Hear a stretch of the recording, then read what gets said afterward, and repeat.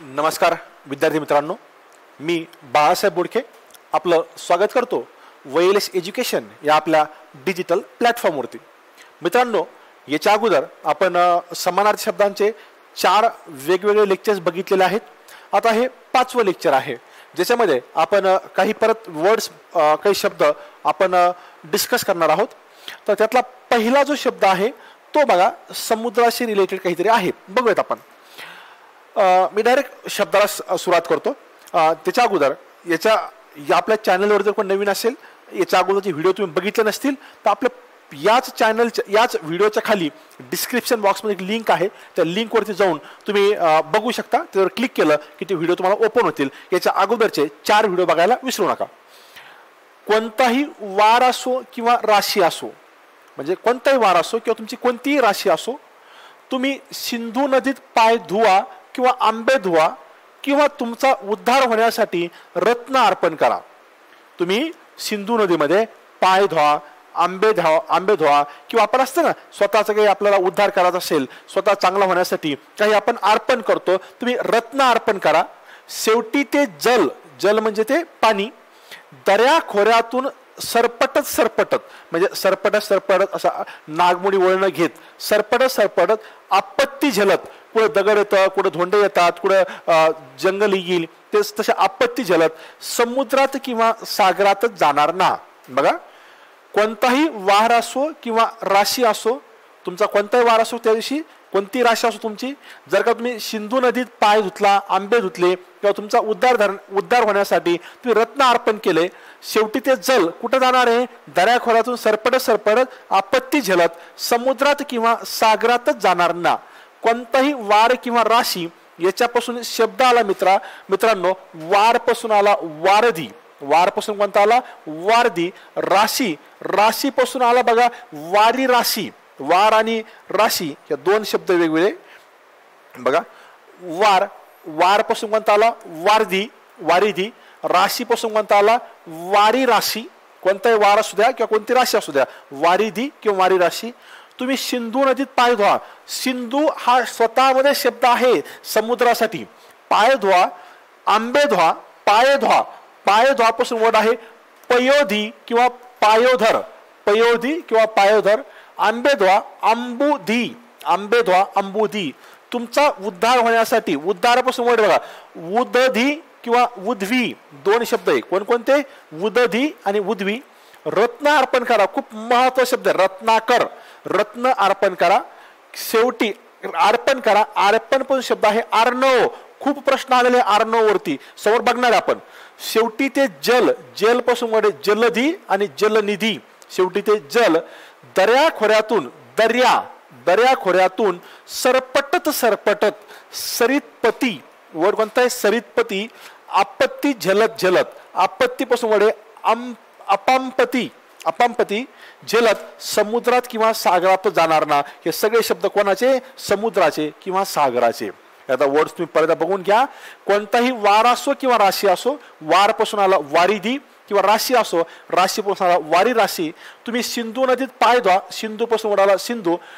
पाय धुवा, पयोधी किंवा पायोधर। आंबे धुवा, अंबुधी। तुमचा उद्धार होण्यासाठी उदधी किंवा उद्वी। रत्न अर्पण करा, रत्नाकर। अर्पण पासून अर्णव। शेवटी ते जलधी जलनिधी। दर्याखोऱ्यातून दर्या, सरपटत सरितपती, आपत्ती झेलत अपंपती, समुद्रात किंवा सागरातच जाणार ना। समुद्र किंवा सागर याचे शब्द आहे इथे। आता प्रश्न कसा बघा, अर्णवाने आपले रूप दाखवले। शब्द काय? अर्णवाने आपले रूप दाखवले। रत्नाकर दिमाखदार दिसत होता। सिंधू कधी नमत घेत नाही। मृगेंद्राचे अस्तित्वच वेगळे आहे।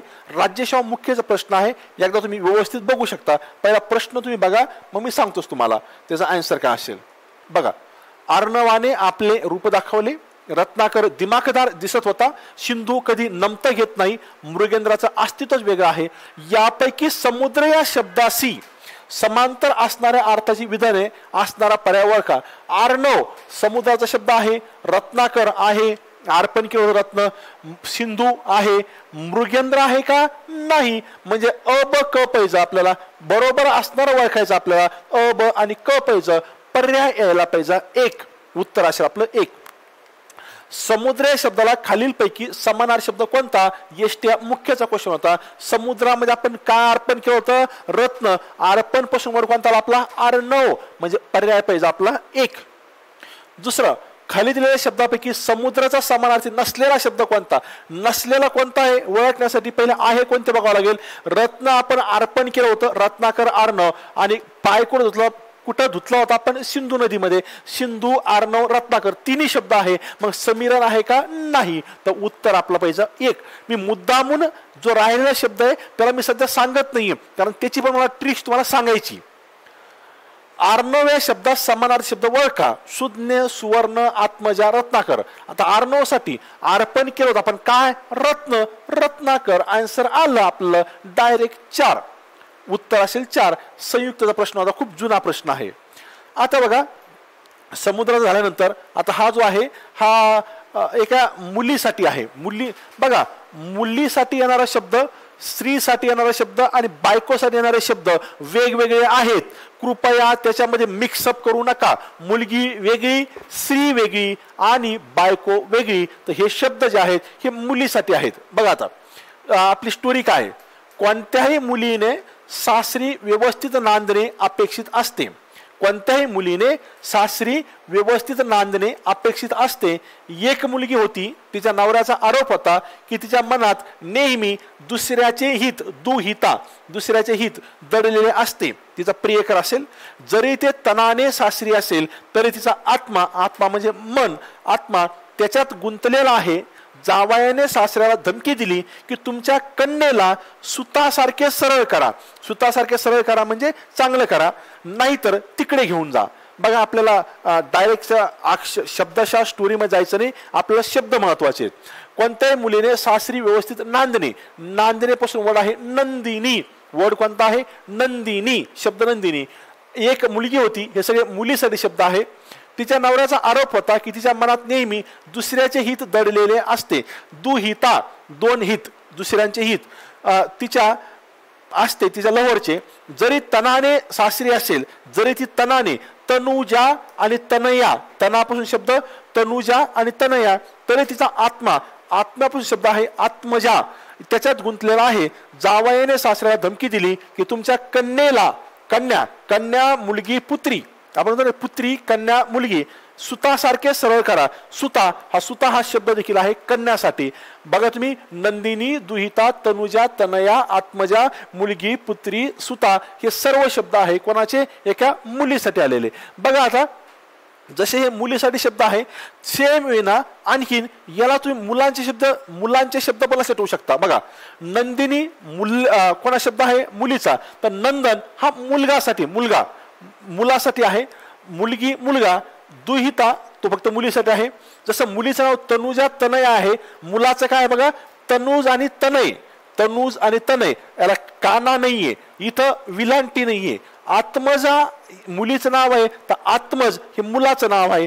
पुत्री मुलीचं नाव, तर पुत्र मुलाचं नाव. सुता मुलीचं नाव, तर सूत जे आहे हे कोणाचं आहे? हे मुलाचं नाव आहे. म्हणजे मुलगी आणि मुलं यांचे दोघांचे नाव तुम्ही सोबत लक्षात ठेवले तर आणखी तुम्हाला सोपं जाईल. जे असे पांढऱ्या कलर मधले आहेत ना, हे मुलाचे आहेत, आणि लाल कलर मधले जे आहेत ते कोणाचे आहेत? मुलीचे आहेत. याच्यावर प्रश्न कसा येतो ते पण बघा. सुता, तनया, आत्मजा, नंदिनी या शब्दासाठी योग्य अर्थ दर्शवणारा शब्द कोणता? बघा, सुता, तनया, आत्मजा, नंदिनी. मुलगी नांदत होती किंवा नव्हती, तिचा आत्मा कुठं होता? तनाने ती कुठं होती? आणि सुतासारखी सरळ करायची. हे सर्व मुलगी या अर्थाचे शब्द आहेत. ड पैजा, फक्त ड पर्याय अचूक आहे. माता, लक्ष्मी, धरणी असा कोणताही शब्द नाही. म्हणजे पर्याय यायला हवा आपला 4. पर्याय किती असाल पाहिजे आपला? 4. तर या प्रश्नाचं उत्तर पाहिजे फक्त ड पर्याय अचूक आहे. हा PSI चा प्रश्न होता. पुढे दिलेल्या शब्द जोड्या मधून समानार्थी योग्य असलेली शब्द जोडी निवडा. पुत्र, तनुज, अग्नी, पवन, अमर, मर्ते, सूर्य, नृप. बघा, तो सांगितलं मी, तनुजा हे मुलीचं नाव होतं, तर तनुज हे कोणाचं नाव आहे? मुलाचं नाव आहे. ते आपण अगोदरही बघितलं. इथं बघा, हे तनुज कुठं आलं? तनुज हा तनुज, तनुज आणि तनय कोणाचे? मुलाचे. तर उत्तर पाहिजे आपलं 1. तिसरा प्रश्न, विसंगत जोडी ओळखा. आता आपल्याला समानार्थी विसंगत विचारलं त्यांनी, तर मला सांगा विसंगत मध्ये नंदिनी, नंदिनी कोणाचं नाव आहे? मुलगी. हे मुलीचं नाव आहे, तर मुलगीसाठी सरिता हा शब्द आहे का? नाही. सरिता कोणासाठी वापरतात हे मी तुम्हाला नंतर सांगतो, त्याची पण मी ट्रिक सांगणार आहे. पण सध्या मला इतकं माहिती आहे, नंदिनी आणि सरिता याचा काही संबंध नाहीये. उत्तर असायला पाहिजे 3. मला सांगायचं काय, अवनी, क्षमा, वसुंधरा, धरती, भूमी, धरणी हे मला माहीत नसताना देखील मी उत्तर काढू शकतो.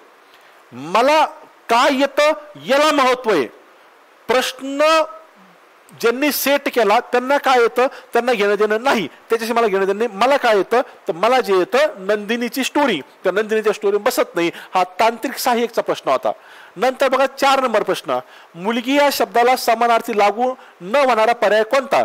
तर मुलगी बघा बरं, मनस्विनी, बाला, कन्या, दुहिता. समानार्थी लागू न होणारा शब्द बघा. आता मला इतकं माहिती आहे, कन्या आहे, दुहिता आहे. आता राहिला कोणतं, बाला आणि मनस्विनी. बाला हा शब्द मी पुढच्या एका स्टोरीमध्ये सांगणार आहे, त्याच्यामुळे मी आता सांगितलं नाही.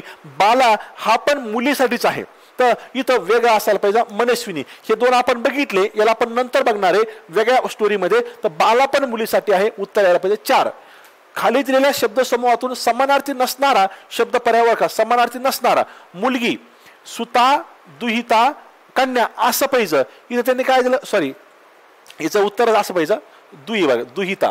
दुहिता, मुलगी, सुता, दुहिता, कन्या, मुलगा, सुतपुत्र, तनय, कमळ, समूह, सुमन, पुष्प आणि 4 हुशार, चतुर, चालाक, तरबेज. महापोर्टलचा प्रश्न आहे बघा. आता प्रश्न कसा हँडल करायचा, मला प्रश्न काय विचारला बघा, व्यवस्थित पॉज करून थोडं बघा तुम्ही अगोदर, नंतर क्वेश्चन डिस्कस करायला स्टार्ट करू.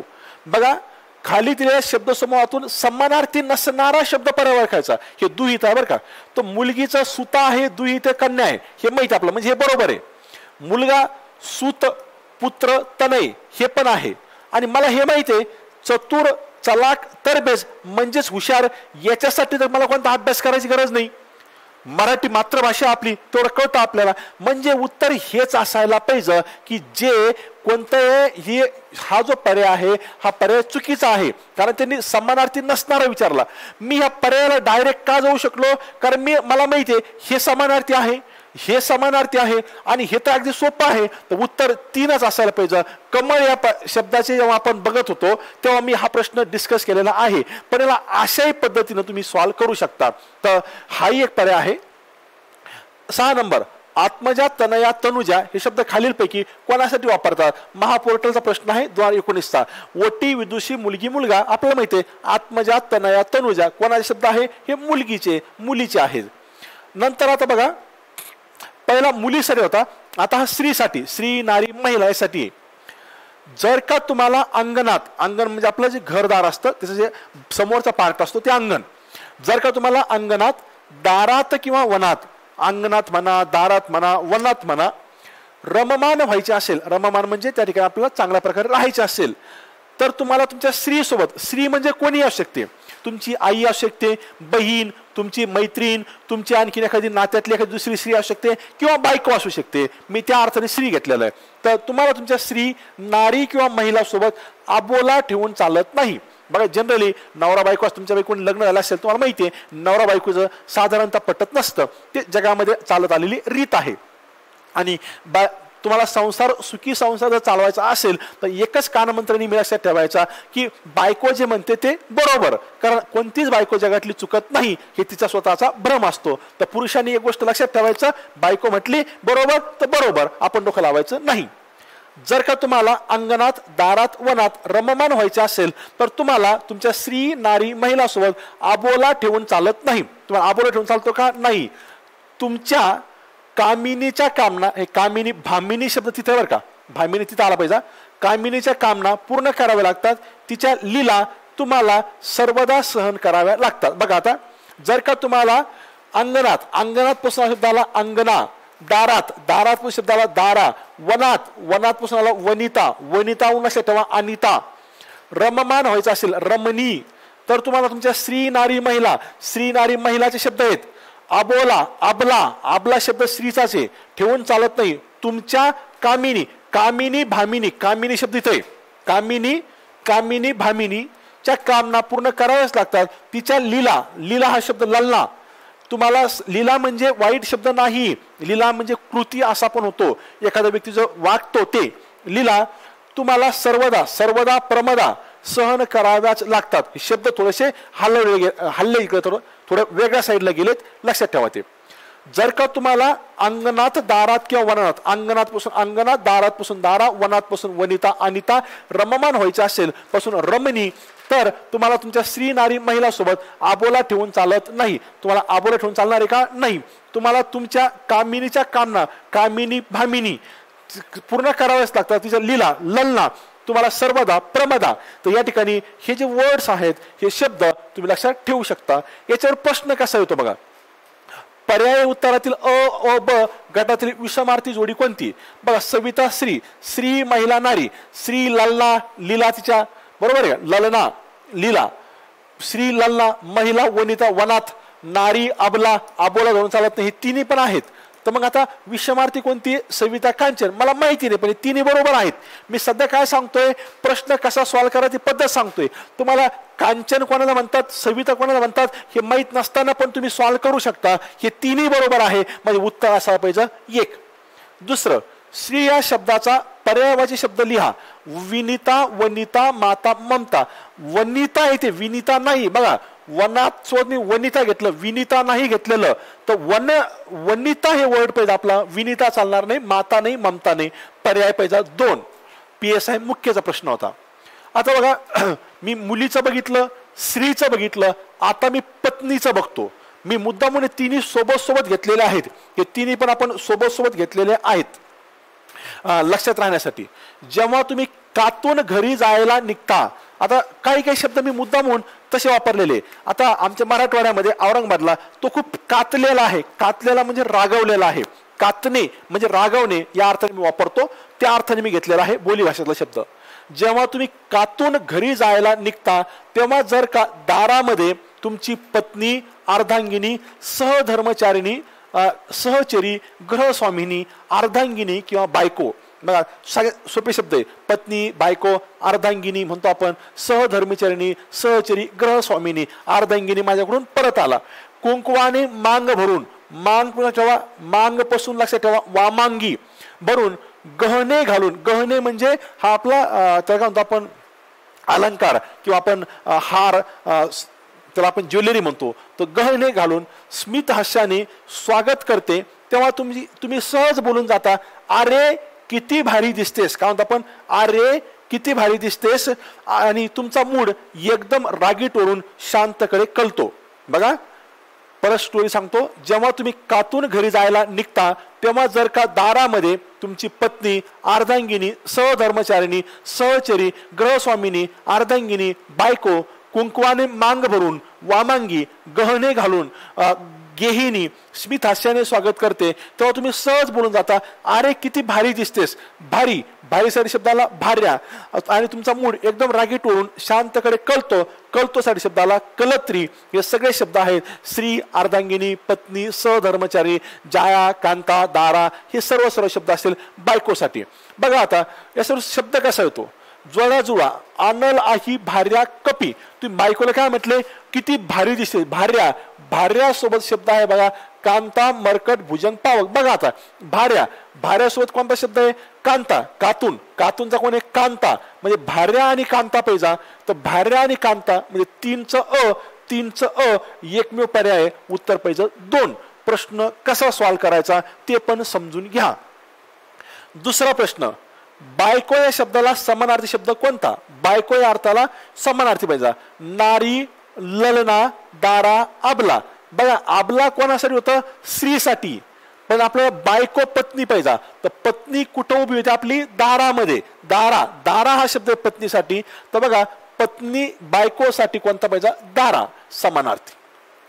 भार्या या शब्दाला समानार्थी शब्द ओळखा. भार्या, भारा नवरा, कांत का पत्नी. कांता आहे बघा, ते कांता. कांता असतं तर बायको असते. कांता वर्ड एक कांत, कांत वेगळा आहे. तर आपल्याला भार्यासाठी समानार्थी कोणता आहे मग, पत्नी. तर पर्याय पाहिजे चार. पुढील शब्दाचा समानार्थी शब्द कलत्र. आपला मूड काय होता, कल्ला होता. कलतो, शांतकडे कलतो, कलतोसाठी शब्द आहे कलत्र. तर कलत्र कोणासाठी आहे? बायकोसाठी शब्द आहे. तर बायकोसाठी कलत्र, तर कलत्रसाठी कोणता पाहिजे? बायको. इतकं सोपं आहे. एकदा स्टोरी लक्षात ठेवा. स्टोरी लक्षात ठेवली की काही करू द्या, प्रश्न कसाही फिरू द्या, काही फरक पडत नाही. 100% उत्तर येणार म्हणजे येणार. परीक्षा कोणतीही असू द्या, फरक पडत नाही. आपल्यासाठी शब्द महत्वाचे आहेत. अशा प्रकारे याही सेशनमध्ये आपण काही शब्द डिस्कस केलेत. आणखीनही आपण समोर बघणार आहोत. व्हिडिओ आवडत असेल तर प्लीज लाईक करा, चॅनलला सबस्क्राईब करा आणि मित्रांसोबत शेअर करायलाही विसरू नका. आणि सर्वात महत्त्वाचं, सबस्क्राईब केल्यानंतर शेजारी जे बेल आयकॉनचं बटन आहे ते प्रेस करायला मात्र विसरू नका. Thank you very much.